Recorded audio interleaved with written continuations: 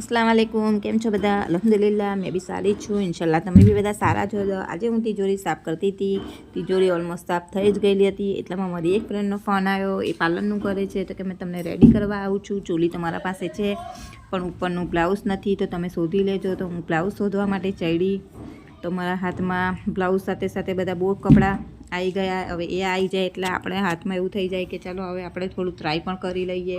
આમાં મારા થોડા લગ્નના હતા અને એના થોડા બધા ના યુઝ કરતી હોય એ રાખી દીધા અને મેં જોઈ ચેક કર્યું તો સરસ લાગે છે.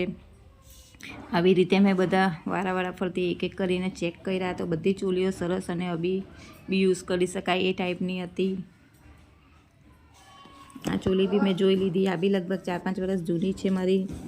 આ ફ્રોક બી ગઈ જૂનું છે એ બી બધું મેં રાખી દીધેલું અને એ બધું મેં ટ્રાય કર્યું. આ બી મારું 5-6 વર્ષ જૂનું વધારે જૂનું હશે.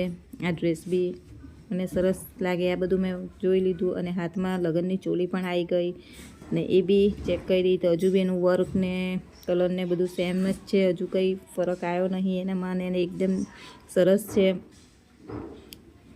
તમે જોઈ શકો છો આવું કોણ કરે છે અને આ બધું ચેક કરીને પાછું મેં પેક કરીને રાખી દીધી. સરસ જૂની હતી મારી આ ચોલી અને એકદમ સરસ હતી. મને ફરી પહેરવાનું મન થઈ ગયું અને એમાં પણ પાછું એક બેગ રહી ગયું. એ પાછું ઉપર મેં ચડાવવા ગઈ ત્યારે આપણને એવું થાય ને એટલો ગુસ્સો આવી જાય ને કે બધું સામાન ચડાવી દીધું ને પછી એક રહી ગયું હોય ને શું કરવાનું. આપણે તો સન્ડે હોય કે આપણી તો કોઈ રજા જ ના હોય, હાઉસવાઈફની કોઈ રજા ના હોય, આપણે તો કામ કરતું જ રહેવાનું છે. અને આ કપડાં બી મશીનમાં ધોવાઈ ગયા એને બી મેં સુકાવી દીધા છે.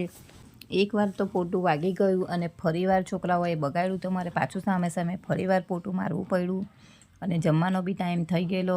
જમવા પણ બેસી ગઈ. ખાટા મગ બનાવ્યા હતા, અઠાણું હતું અને લીલા બેસનના મરચાં મેં તરી લીધા હતા અને ખાવામાં એકદમ સરસ ટેસ્ટ હતો. અને છોકરાઓને ટ્યુશન મૂકવા ગઈ ત્યાં પણ એ લોકોને કોકો પીવાની મન થઈ ગયું એટલે એ લોકોને કોકો પીવડાવ્યો. મૂકીને આવી એટલે કપડાં સુકાઈ ગયા.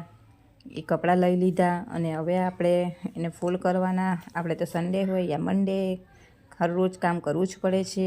અને આ કપડાં પણ લઈ લીધા. હવે એને ફોલ્ડ કરી લઈશું આપણે. મેં મારા લગ્નની જ ચોલી પહેરી હતી અને એટલી મસ્ત મને રેડી કરી હતી. લાગતું નહોતું કે 17 વર્ષ જૂની ચોલી છે અને આજે બી મને લગ્ન જેવી જ તૈયાર થઈ હોય તેવું જ ફીલ થયું. અલ્લાહ હાફિઝ.